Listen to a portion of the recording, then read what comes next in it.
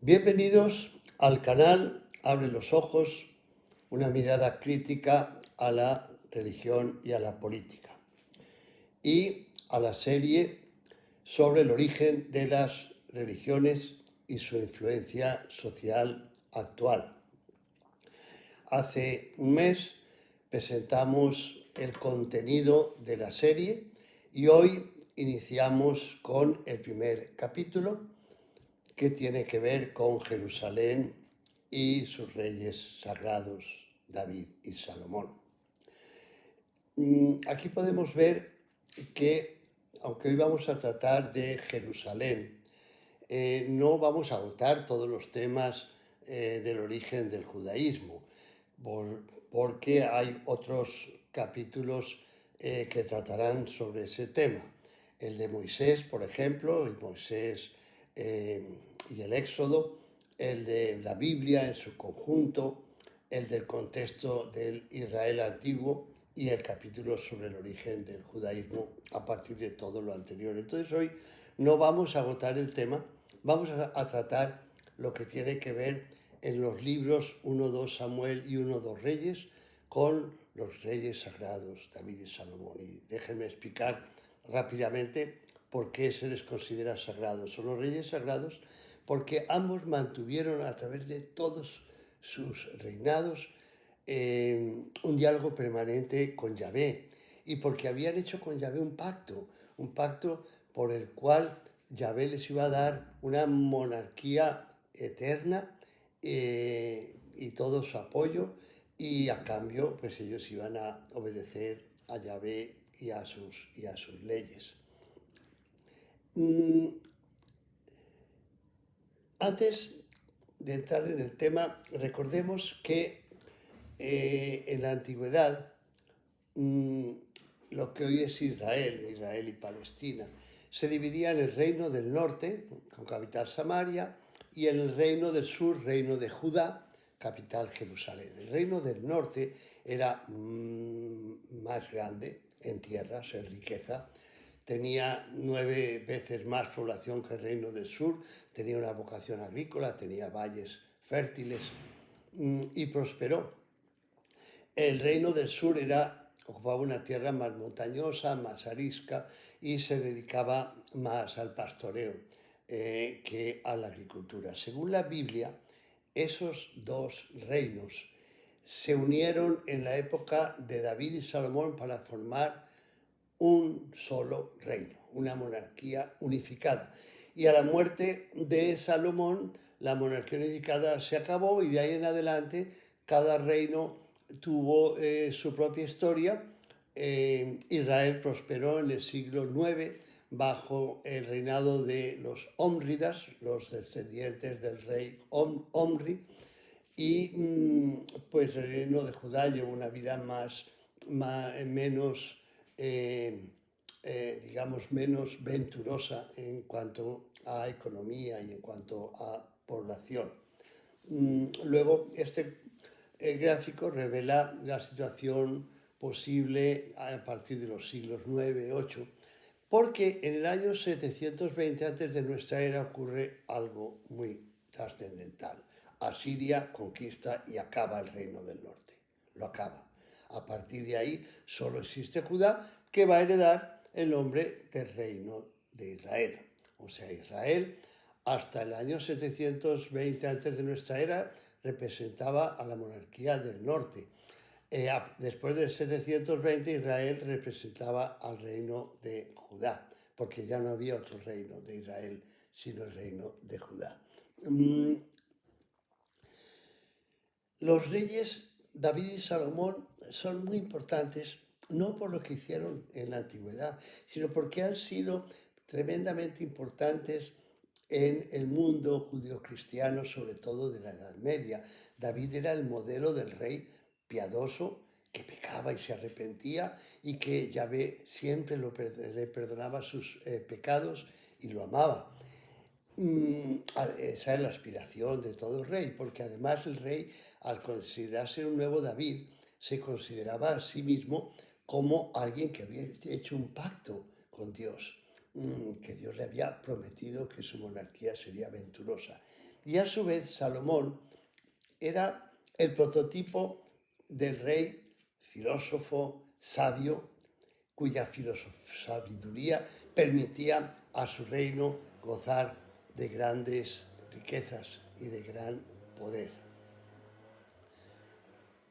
Hablando de riquezas y poder, en el reino de Salomón, según la Biblia, el dinero era tan abundante como las piedras, así de sencillo, dinero es lo que había.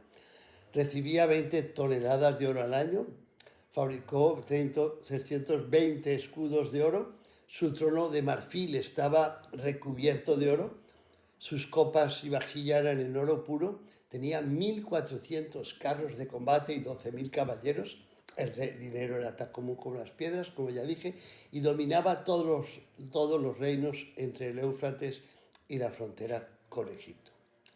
Justamente vamos a ver si todo eso fue histórico, si fue cierto. Al principio de esta serie vamos a contrastar las afirmaciones de la Biblia con los hallazgos de la arqueología.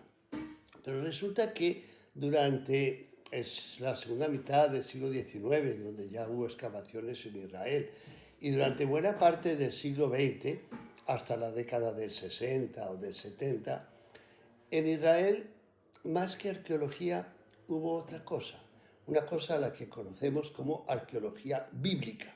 Y la arqueología tiene como objeto descubrir restos de materiales de culturas antiguas, fecharlos adecuadamente, explicar cómo vivía esa sociedad, cómo funcionaba. Pero la arqueología bíblica es otra cosa, aunque se llame arqueología. La arqueología bíblica, cuando los arqueólogos excavan, tienen un solo objetivo: probar la verdad histórica de la Biblia. Probar que la Biblia tenía razón. Así se llama un famoso libro de hace 30 o 40 años, y la Biblia tenía razón. Fíjese cómo funciona la mente de un excavador, de un arqueólogo bíblico que cava con el hacedón en una mano y la Biblia en la otra. Esta frase es del director de las excavaciones de Megido que realizó entre los años 20 y 30 el Instituto Oriental de la Universidad de Chicago. Este señor dice: si nos preguntamos quién es Megido, una gran ciudad de la antigüedad, poco tiempo después de la derrota de los filisteos frente al rey David, construyó, con la ayuda de albañiles extranjeros, una ciudad dotada de numerosos establos, yo creo que es suficiente encontrar la respuesta en la Biblia.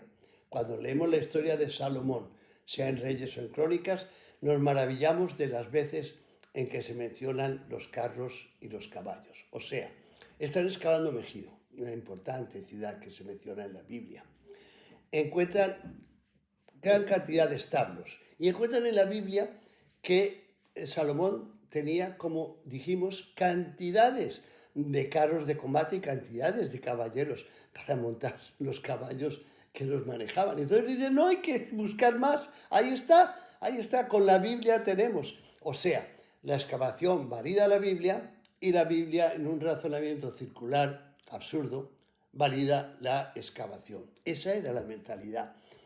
Las cosas no se explicaban por otros métodos, bastaba que la Biblia hubiera mencionado los lugares y era suficiente.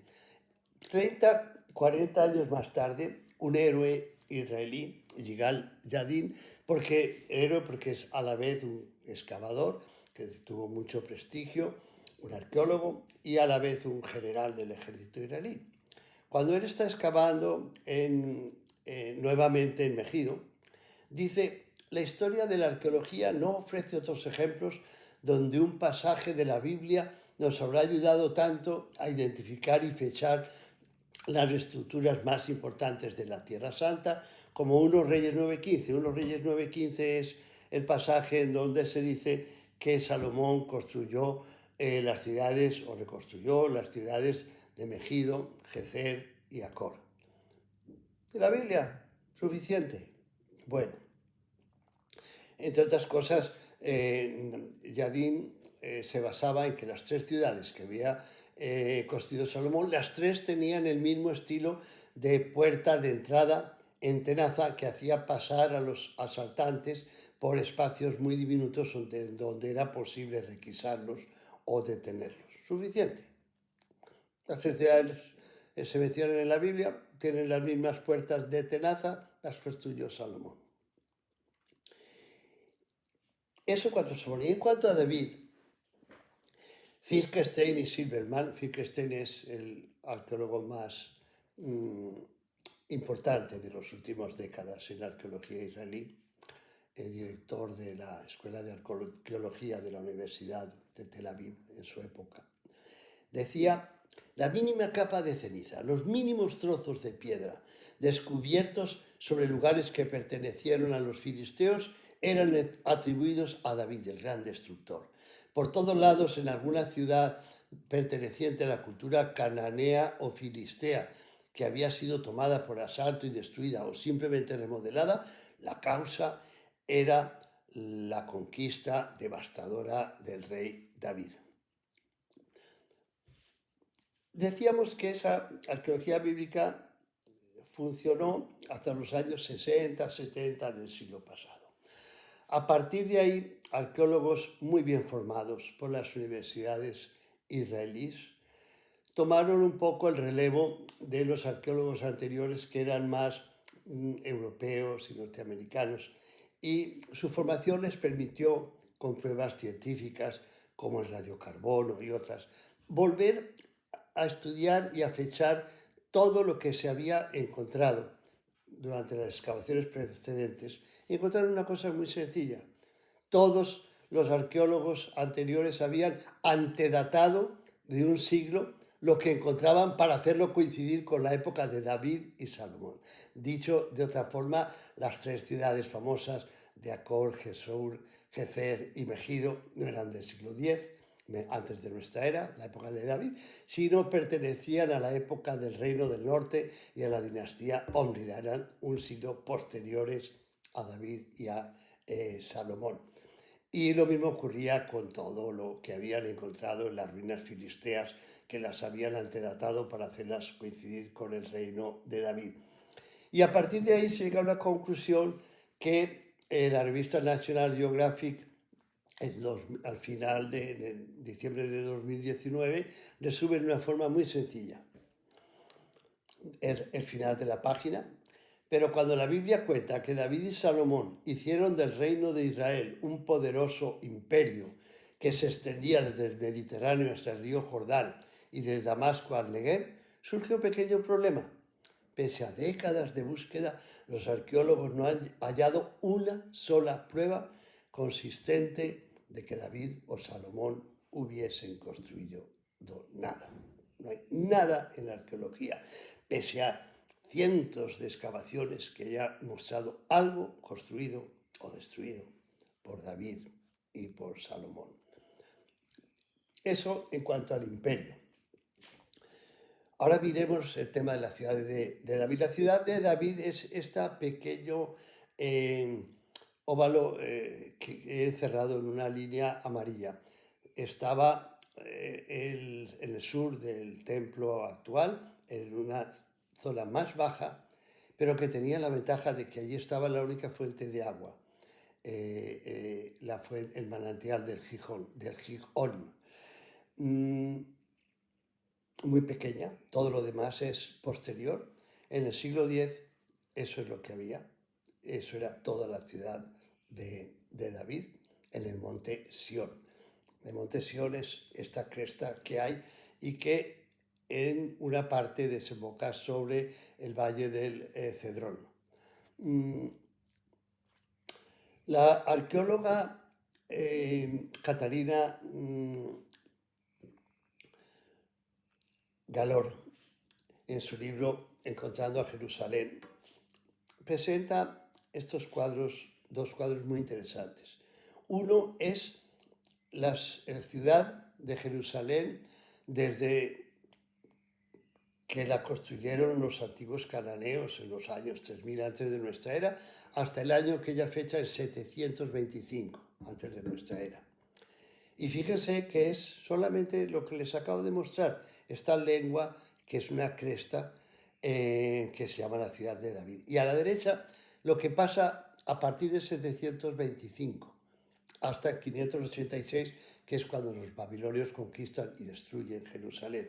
Fíjense que la ciudad se expande hacia el norte, se expande hacia el oeste.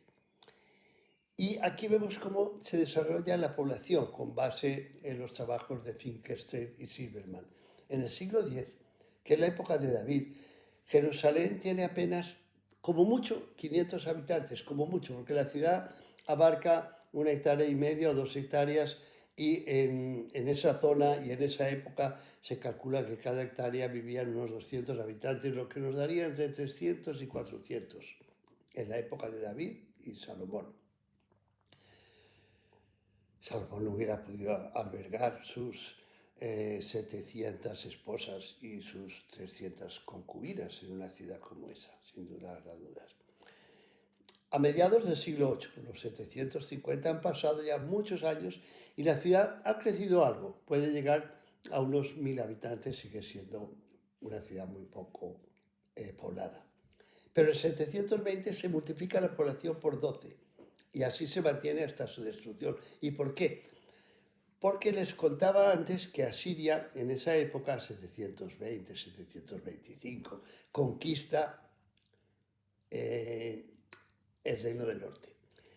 Y la gente que habita en el Reino del Norte, en ciudades colindantes con Judá, como pueden ser Jericó o Betel, prefieren pasarse al sur y vivir en Judá que ser súbditos del imperio asirio.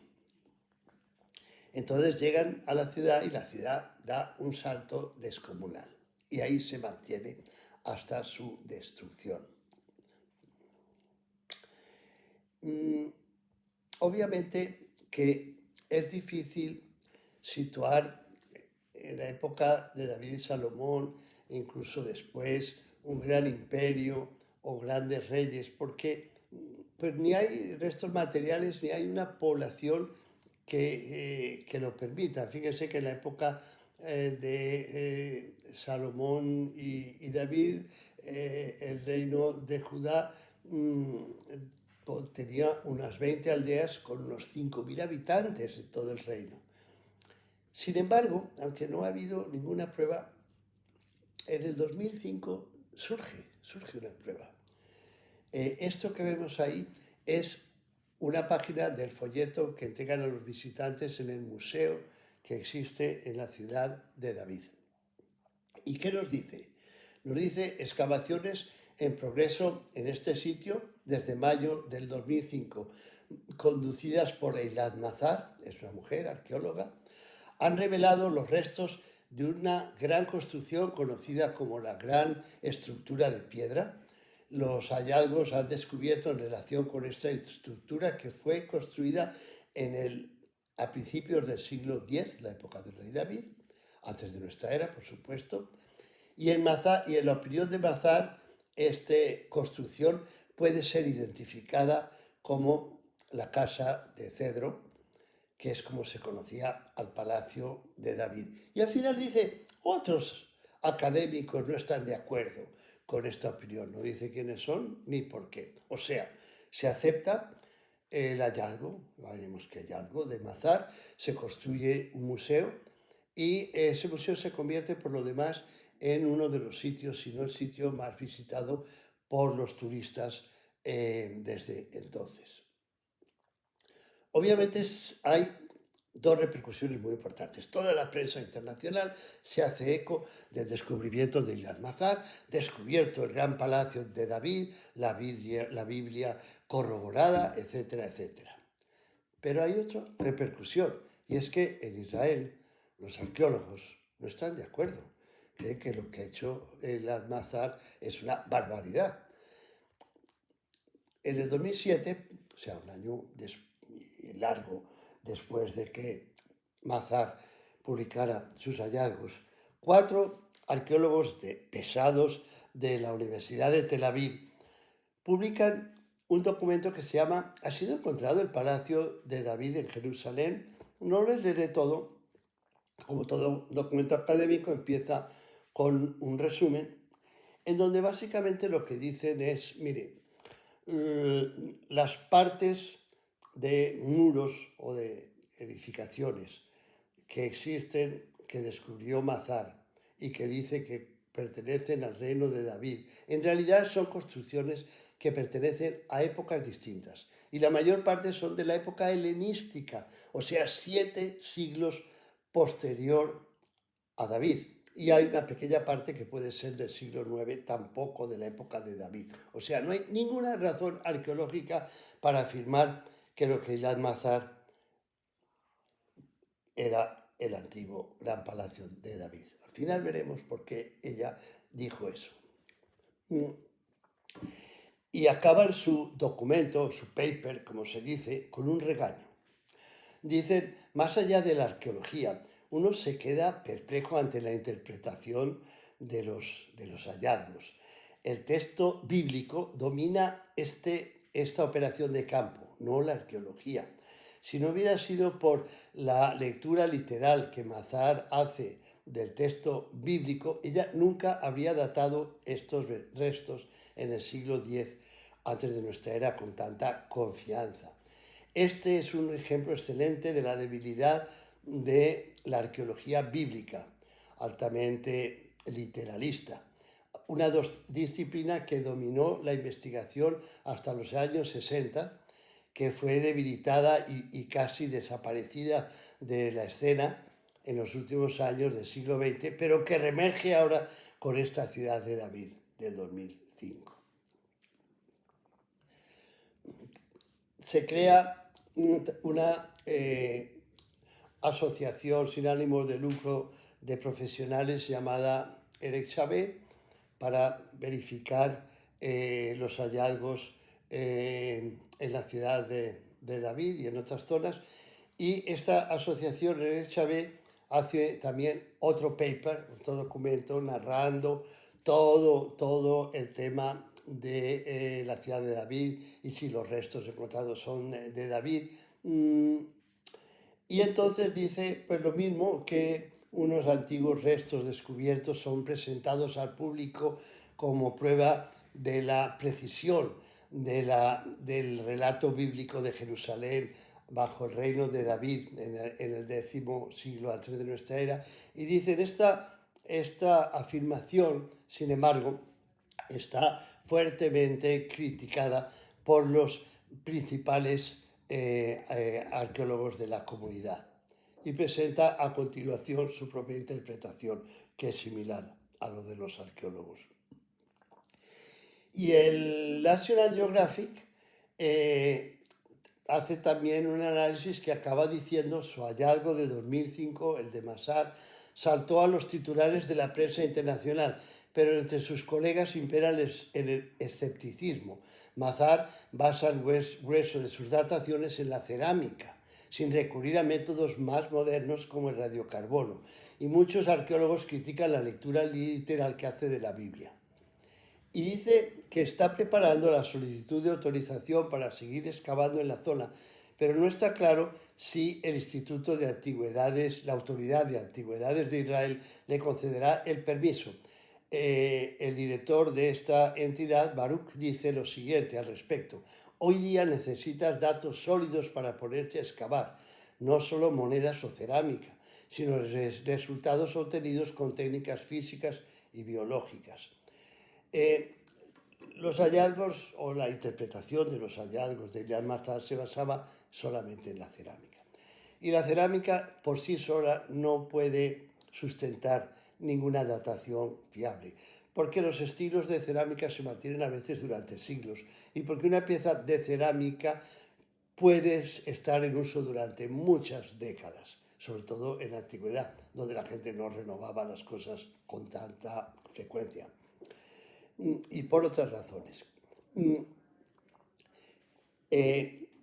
La ya citada profesora de Historia de Jerusalén, Katarín Galor, hace algunas informaciones en su libro del 2017 Contando Jerusalén, que son muy pertinentes.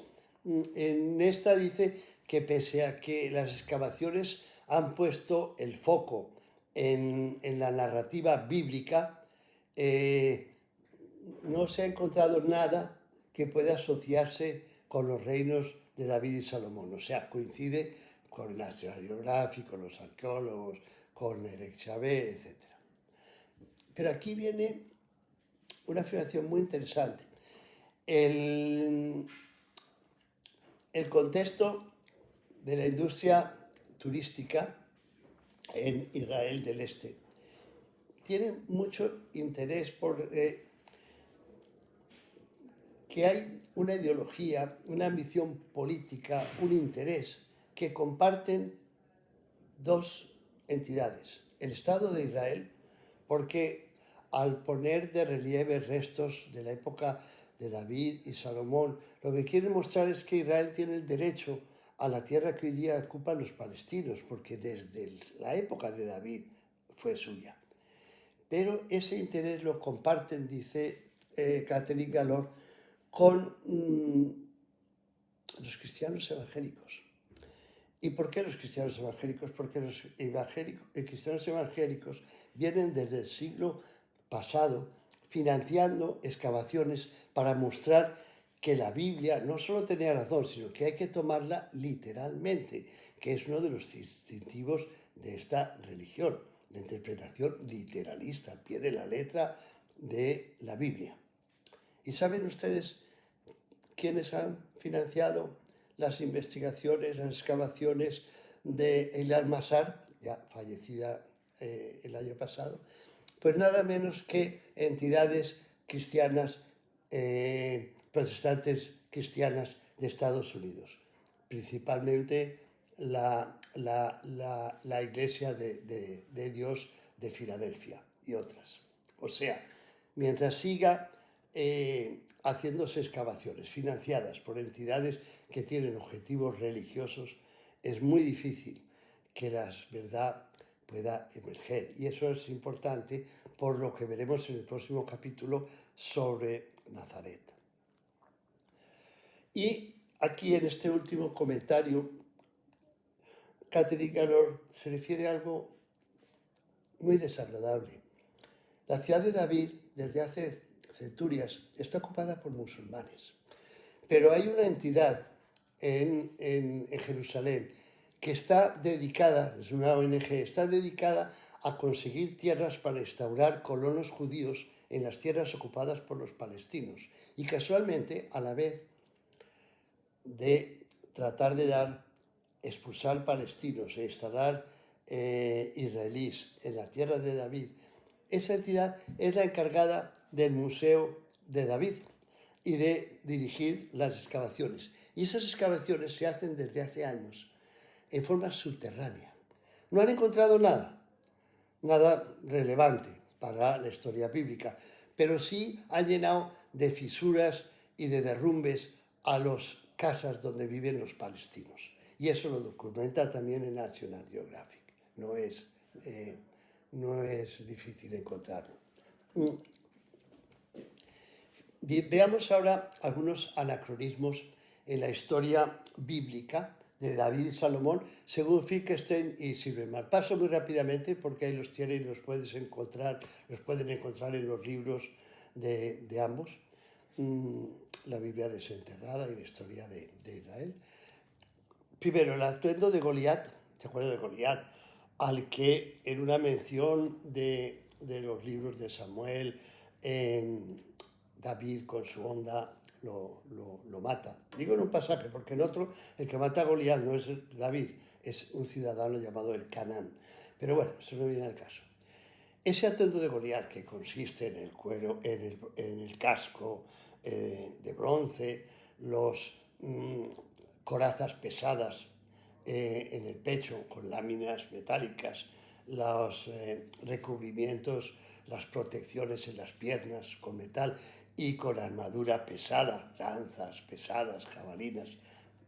¿Saben de quién es propia? Lo hemos visto en todas las películas, de los hoplitas griegos.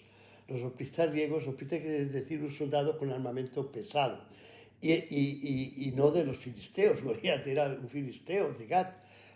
El atuendo de los filisteos lo tenemos en un mural del templo de Ramsés III en Egipto, y es un atuendo totalmente distinto. Es apenas un sombrero de plumas y una lanza. Esos hoplitas aparecen como mercenarios en las tierras del Oriente Próximo apenas en el siglo VII, básicamente, o sea, unos 300 años después. El atuendo de Goliat no es el de la época. Se menciona el reino de Jesús. El reino de Jesús se menciona como aliado de David. Un hijo de David está casado con una nieta del rey de Jesús.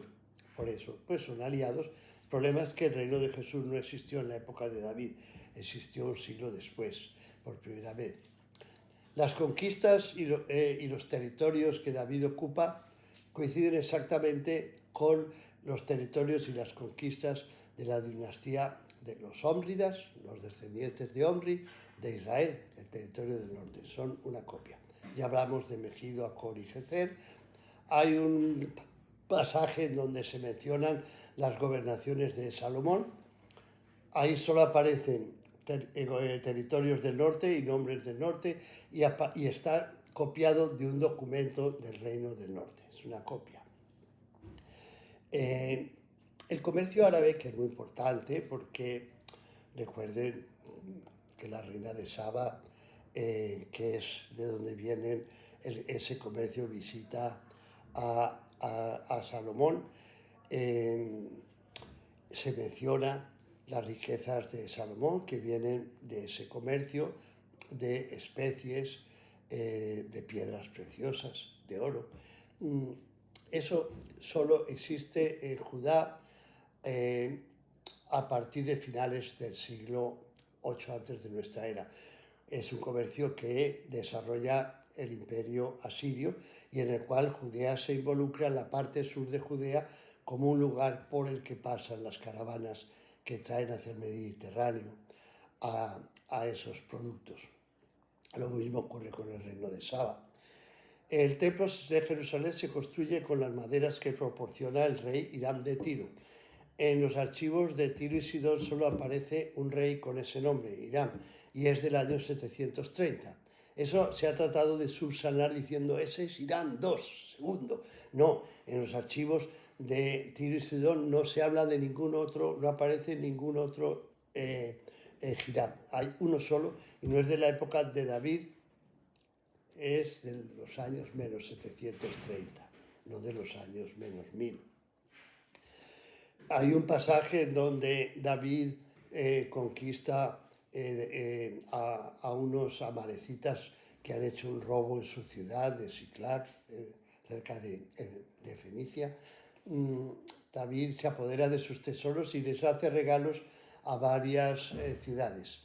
El problema es que esas ciudades solo existen al final del periodo monárquico, varios siglos después de David. De igual forma se menciona una guardia real que David tenía compuesta por peletitas, que son soldados con armadura ligera griegos que serán utilizados por los reinos del Levante, del Oriente Próximo, como mercenarios, pero más bien en la época del siglo VIII. Posiblemente eran mercenarios del rey Josías, no del rey David. Obviamente que lo que hemos visto hasta ahora no hay restos arqueológicos de los gran imperios de los reyes Salomón y David. En la literatura, en los archivos del imperio asirio y de Egipto no se ha encontrado ninguna mención a un imperio de esa magnitud, ni más chiquito ni más grande, no hay ninguna mención, no hay nada. Lo único que hay es en una estela en la ciudad de Dan, en el norte, se menciona a Judá como la casa de David. Era común nombrar a una monarquía por el que la había creado, y ahí se reconoce que sí, ahí David existió, fue el rey, el primer rey de Judá, pero su reino era muy chiquito, no era de las dimensiones de la Biblia. Entonces, si no hay restos arqueológicos que lo prueben. Sí, por otro lado, la literatura no los menciona. Y además hay todos estos anacronismos, pues se puede llegar a la conclusión de que los relatos bíblicos sobre David y Salomón de los libros de Samuel y de los Reyes son fruto de la fantasía y no de la realidad histórica. Los anacronismos destruyen la confianza en los textos, porque si las cosas ocurren en ciudades que no existían, en reinos que no existían, apoyadas por un comercio que no existía, con soldados que no existían, con atuendos que no existían, pues no puede ser histórico, no puede ser histórico. Entonces podemos llegar a esa conclusión y tratar finalmente de preguntarnos, pero eso lo vamos a ir viendo a través de toda la serie, ¿por qué la Biblia presenta esos relatos en esa forma? Hay una cosa difícil de entender en cuanto a David. ¿Por qué la Biblia presenta muchos déficits morales en la conducta de David? La Biblia, sobre todo los libros a los que nos estamos refiriendo, presenta muchos pecados del rey David y muchas justificaciones. Por ejemplo, David se alía con el rey filisteo de Aquís, rey de Gat, pero ahí la justificación lo hace para escapar de la persecución de Saúl, que es su rival. Se dice textualmente que no dejaba con vida a hombre ni a mujer en las ciudades que asaltaba, ni a quien venía a Gat, pero lo hacía por la misma razón, servía a los filisteos para escapar de la persecución de Saúl. Se enamora de Betsabé, cuando estando en la azotea la ve bañarse y le gusta y se enamora de ella y manda a matar a su marido Urías para casarse con ella. Se arrepiente, Yahvé le perdona, pero el castigo hace morir a su primer hijo, o sea, lo paga el hijo que Betsabé lleva en su seno, en su vientre, y no hay problema porque tendrá otro hijo que será nada menos que Salomón, el gran rey Salomón. Fue un castigo muy leve por un asesinato y por una infidelidad. Su ascenso al trono, el de David, se caracteriza por varios asesinatos que se mencionan, solamente que se trata de demostrar que David no fue el culpable. Por ejemplo, manda al ejército a perseguir a su hijo rebelde Absalón y lo matan, pero la Biblia explica que los capitanes oyeron cuando David dijo que no había que dañar a su hijo Absalón. O el jefe del ejército del norte, Abner, renuncia y quiere pasarse al reinado de David y lo visita en Hebrón, donde reina David, y lo matan. Pero la Biblia dice que David no tuvo nada que ver, y así hay una cantidad de crímenes y exculpaciones. ¿Por qué se incluye todo eso? La razón es muy sencilla. Cuando llegan los habitantes del reino del norte, en el 720, que era el reino de Saúl, el opositor de David, llegan con otra historia en la cabeza, que el bueno es Saúl y el malo es David.